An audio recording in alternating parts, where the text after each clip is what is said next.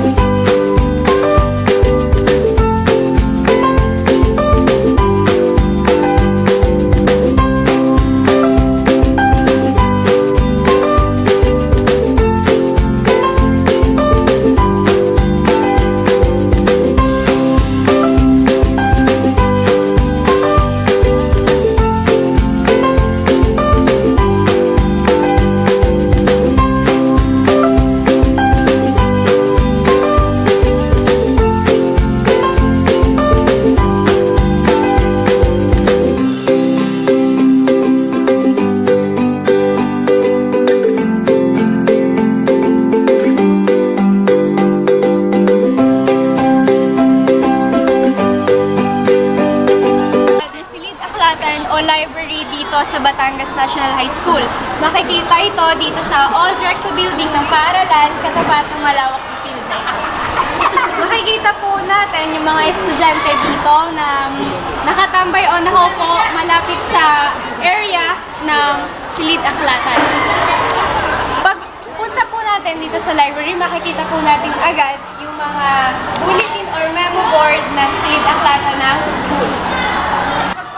Dito sa loob ng library, makikita agad namin yung cabinet, libro, yung mga library rules and regulations, yung mga furnitures, yung kanilang index section, yung mga iba't ibang section ng libro, at makikita din po natin yung ilang mag-aaral o estudyante na kasalukuyang nagsasaliksik o gumagamit ng mga libro dito sa loob ng library o Silid Aklatan ng Batangas National High School. Tayo ngayon sa loob ng Silid Aklatan o library ng Batangas National High School. Makikita naman po natin yung iba't ibang section ng mga libro sa loob, yung pagkakaayos ng mga silya at lamesa na kakailanganin ng mga estudyante sa paghahanap ng kanilang mga assignment at iba pang researches.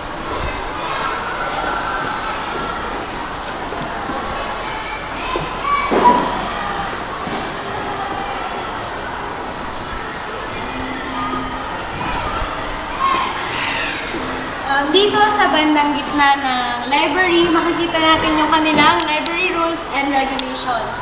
Ito yung top 10 library rules ng paaralan kung ano ba dapat yung dapat sundin ng mga mag-aaral bago sila gumamit ng library.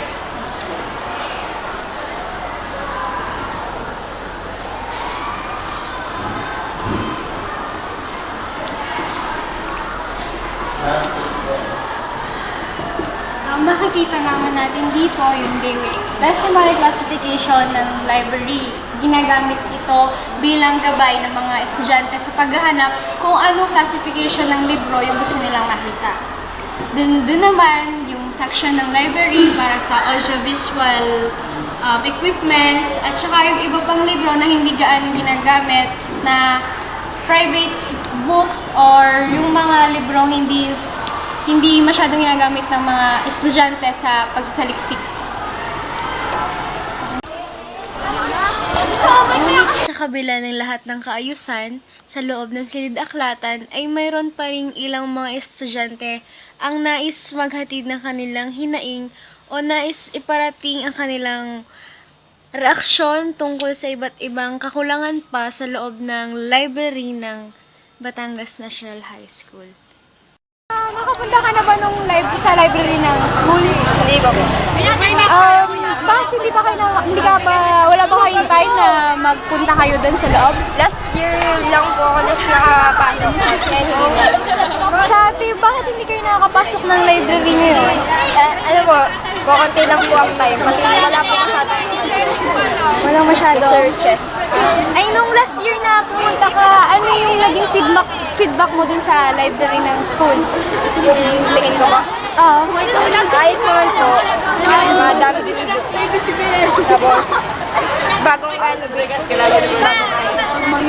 Yung iba mo bang kaklase nakakapunta minsan sa loob ng library? Hindi. Para sa research lang talaga. Ay, nung pumunta ka last year, para saan yung ginawa mong research? Ba't ka nagpunta ng library? Ay, yung ano po, nagpunta po kami doon. Nagtingin lang po kami doon sa history tsaka po sa English. May permit kayo ng teacher nyo? Parang Kayo lang yung ano doon. Ay, kumusta naman yung pagpunta nyo doon, pag-entertain sa inyo ng librarian? Wala kayong masyadong reklamo doon? Wala naman. Ayos naman. At dito naman sa malapit na bahagi ng building ng EBD3 ay makakapanayam din natin ng ilan pang mga estudyante. Nakagamit ka na ba ng library ng school? Oo naman. Kaya nakalalas yung paggamit? Nung first year lang sa subject na research, tapos kapag yung naghahanap lang ng clippings para sa research project sa English, yun lang. Sa tingin mo bilang isang fourth year student na mag-aaral, gano'ng kahalaga yung library sa pag-aaral? Mahalaga ang library, especially kapag sa research project, yung mga references na kailangan doon. Sa pagbisita mo ba sa library, may mga naging problema kang na-encounter sa paggamit or paghiram ng mga libro? Wala naman, pero kulang yung books nila compared sa ino-offer ng City Library. So, ano pa yung iba po ninyong napansin na parang insufficient pa ng paggamit ng mga student ng library ng school? Wala silang internet connection. Yun yung kailangan ngayon. Dahil lahat ng references makikita ngayon sa internet. Tapos, yung mga wala sa books, lahat makikita na ngayon doon na dapat yun ang i-provide ng library, yung internet connection at saka computers. So, sa mga library officials, okay lang ba yung pakikipag-entertain nila sa mga students na Okay naman pumapasok? okay naman yung librarian, yung staff doon, okay naman. Sa tingin mo, ano pa yung mga pagkukulang ng library sa pagbibigay ng information sa mga students? Okay naman lahat. Siguro kulang lang sa tables, sa chairs. Tapos yun, yung kulang nila sa books. Tsaka internet connection, computers. Tsaka siguro yung ventilation na din. Sa tingin mo, bakit gano'n na lang yung paghihigpit ng library or yung mga library officials sa mga pumapasok na estudyante dun sa loob? Siyempre, iniiwasan din siguro ng librarian officers na may mag-vandal sa loob ng library. Sa tingin mo, okay lang yung paghihigpit ng mga library officials dun sa ibang mga pumapasok doon sa loob? Okay lang naman. Para rin naman yun sa lahat.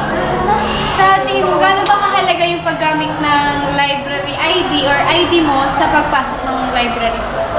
Kapag walang ID, walang identity, kahit sino makan ng libro na hindi mo alam kung may ibalik pa. Ano-ano ba yung dapat sundin or kailangang sundin ng mga estudyanteng rules or regulations ng library para makapasok sila sa loob? Siguro dapat may ID sila, hindi sila magulo, well-disciplined dapat, at saka ano na din, dapat maingat sila sa paggamit ng libro kasi pahiram lang naman yun. Gayon din ay hininga namin ng kanyang opinyon ang isang mag-aaral na kasalukuyang nagsasaliksik o nagsasagawa ng kanyang research sa loob ng library. Si Alexandra, third year. Third year. So, nakagamit ka na ng library? Oo. Ilang beses? Mga nasa 10 na. Sa tingin mo, gano'ng kahalaga para sa'yo yung library ng school? Mahalaga. Sobrang halaga. Sa anong paraan nakakatulong yung library sa pag-aaral mo dito sa school? Nakakatulong siya upang yung assignment ay masagutan yung mga tanong. Sa pagpunta po ninyo dito sa library, okay lang po yung naging pagbisita nyo or paggamit nyo ng mga books dito sa loob? Okay lang. Ano-ano ba yung mga kahalagahan ng library para sa'yo? Nagbibigay ng impormasyon. Gaano ba kahalaga yung paggamit ng library ID or ID mo sa paggamit ng library? Nakatutulong ito upang makahiram ka ng libro. Ng school? Ilang beses? Lang po. Para saan yung paggamit mo ng library? Naghanap kami ng pangalan ng books para sa English. Para sa English. Okay ba yung pagpasok mo dun sa library? Po. Sa tingin mo, ano yung mga pakinabang mo or natutulong sa'yo ng library ng school sa pag-aaral mo? Imbes po na gumamit at magbayad ng internet, pupunta na lang sa library para sa mga reference. Sa obserbasyon at pagmamasid sa loob pa ng library, nandoon ang mga lamesa at upuan hindi na halos napupunasan, mga librong matagal nang hindi nagagamit o nahihiram man lang at niluma ng panahon.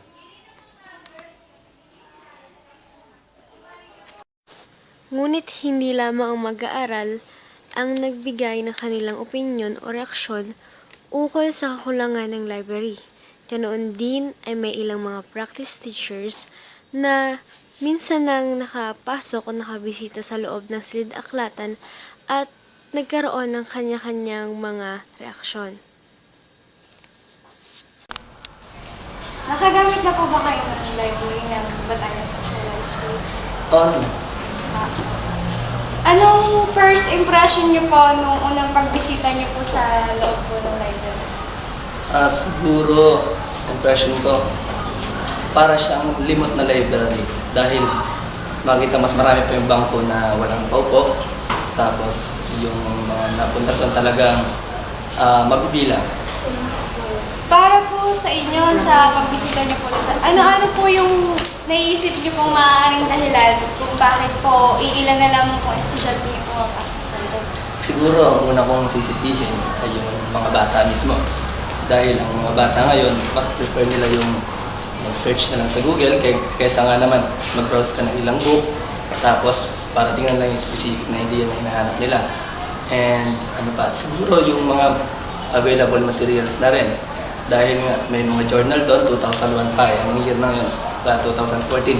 Kung baga, kung may mag-research man, ang makukuha nila, edi yung noon pa, hindi na ngayon, kaya mabata. Pupunta tayo library, siguro kung mag-research tayo doon, wala tayong makakuhang nangyari sa kasalukuyan. Kasi nga, medyo duman.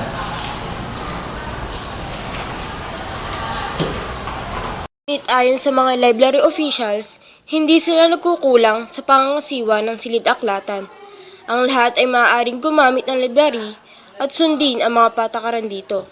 At isa pa, laging nandun sila para i-entertain ang mga estudyante sa paggamit at paghiram ng libro sa library.